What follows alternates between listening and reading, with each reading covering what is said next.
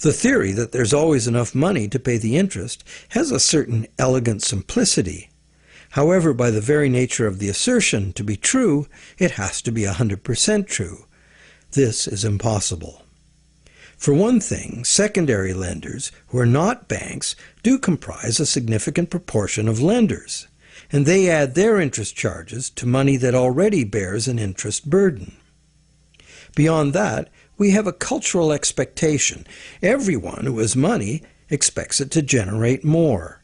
Money that needs to be spent and made available to be earned by its original borrower is, instead, lent at interest or invested for gain. Therefore, we can conclude that the two conditions that must be true for all borrowers to be able to make their payments of principal plus interest and thus permanently discharge their debt, those conditions are not met by the current system. Nowhere in the current system is there any restriction on relending money that was created as a loan, nor is there any obligation upon banks to make their profits from interest available to be earned by borrowers, enabling them to extinguish their debts. Quite the opposite. Banks invest these profits to make further profits. And it's not just the banks that cause the problem. Anyone who takes their ball of money and starts rolling it like a snowball to make it bigger does so at the expense of borrowers who will not find that money available to pay their debts, except as more debt. And of course, those rolling the biggest snowballs pick up the most snow. As the saying goes, the rich get richer and the poor get poorer. Money needed by borrowers in the lower realms of workaday productive economics moves upstairs to play in the casino world of abstract financial profit, and that's a world where transactions are little more than gambling on numbers in an effort to achieve higher numbers. They have little or nothing to do with providing the necessities of life.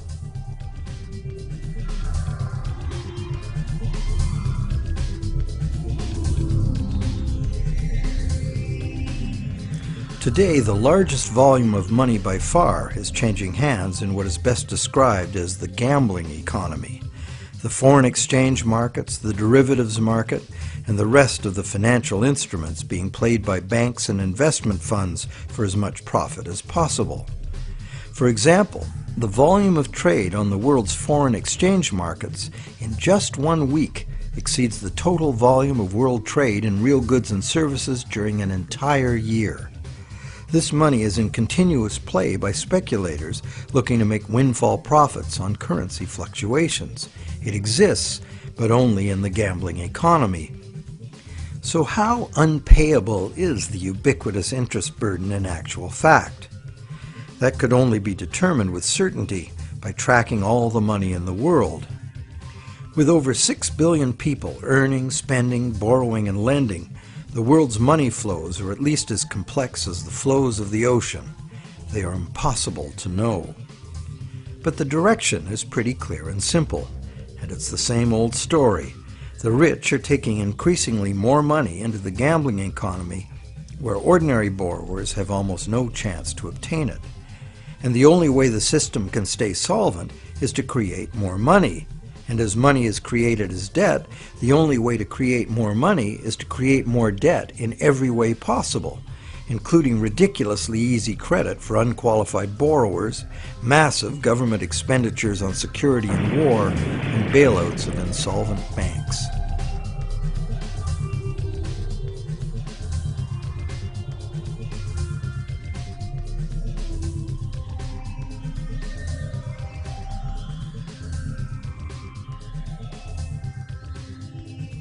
How does the individual loan cycle relate to the boom and bust phenomenon known as the business cycle?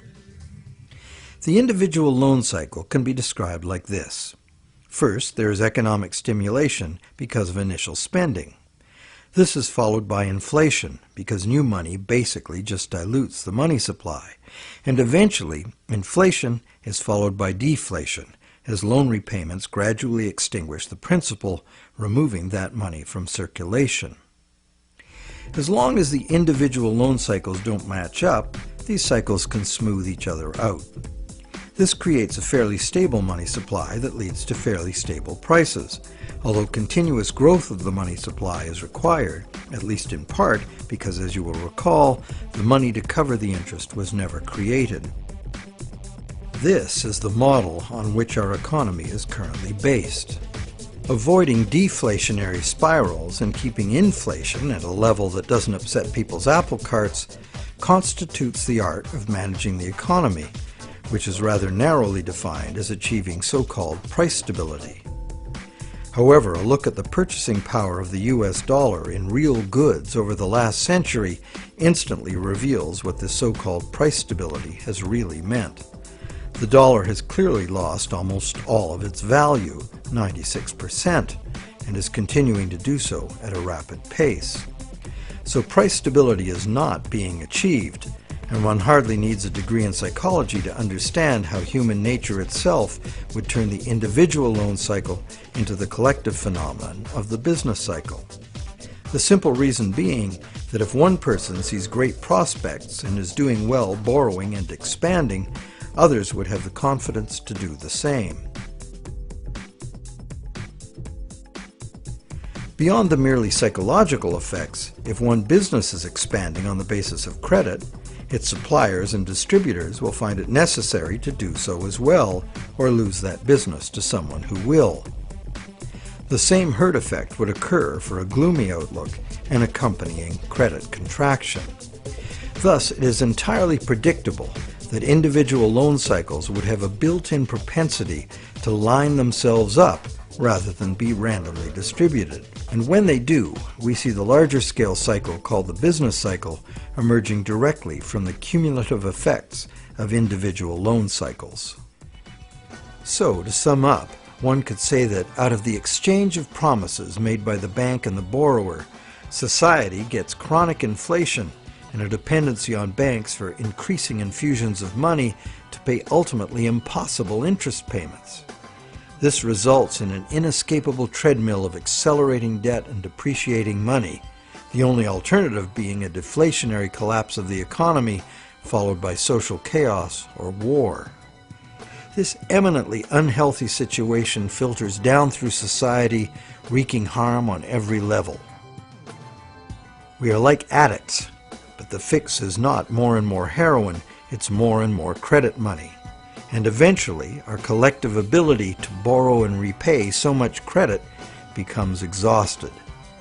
This then creates the need for constant expansion of credit into new markets, in essence creating a fiscal imperative to drive everyone in the world further and further into debt forever. In the United States, this constant debt expansion has led to a total credit market debt in 2008 of more than $53 trillion, which is about 5 times the total annual income of the entire country. So is the world at large happy about its end of the loan transaction? Probably not. But the world at large has very little awareness of where these problems originate, the elusive system of counterfeiting and hidden control that is modern banking. And how about the banks? How have the banks fared as a result of this system? Well, first, by putting up only a small fraction of the money they ostensibly lend, the banks have obtained a river of income from interest payments on consumer loans and mortgages. Second, by using their credit powers to acquire large portfolios of corporate and government bonds, banks collectively appropriate control over government and industry. And thirdly, due to the inevitable defaults and foreclosures, the banks gain legal title to a lot of real property the world over. And finally, if the worst happens, if borrowers default en masse, causing the banks large losses, the government is forced to rescue the banks with multi-billion-dollar bailouts to save the financial system. And what are these bailouts financed with? You guessed it, more taxpayer debt. It is really quite an achievement to pull this off, and without most of the victims even being aware of it. If you're now thinking there ought to be a law, well, there is. There's a whole body of law that makes all of this legal.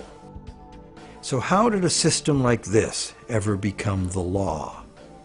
To answer that, We go back to England in the mid-17th century.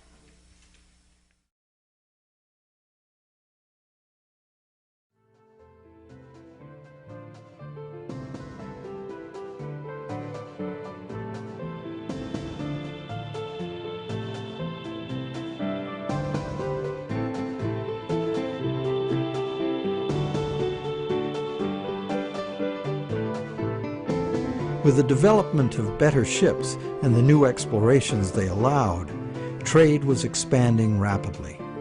In order to carry out commerce, especially over great distances and lengths of time, written contracts were becoming more and more important and more sophisticated.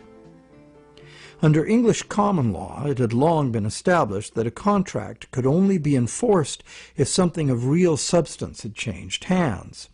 A transfer of goods or rights in property was the real stuff of the exchange, and that was what the court would evaluate for fairness, not just the words on the document. A contract under which there had been no exchange of consideration, meaning real goods or rights in property, was deemed to be empty and was therefore not enforceable by the court. So, a contract in which a borrower, say, pledged a car he does not own in exchange for a bank's promise of payment would not even qualify as a contract. No common law court would enforce it. As well, in the event of a dispute over a contract, under common law, only someone who had actually provided consideration to the transaction, in other words, only someone who delivered the goods, had the right to sue in court for fulfillment of the contract by the other party. This right was not transferable to a third party.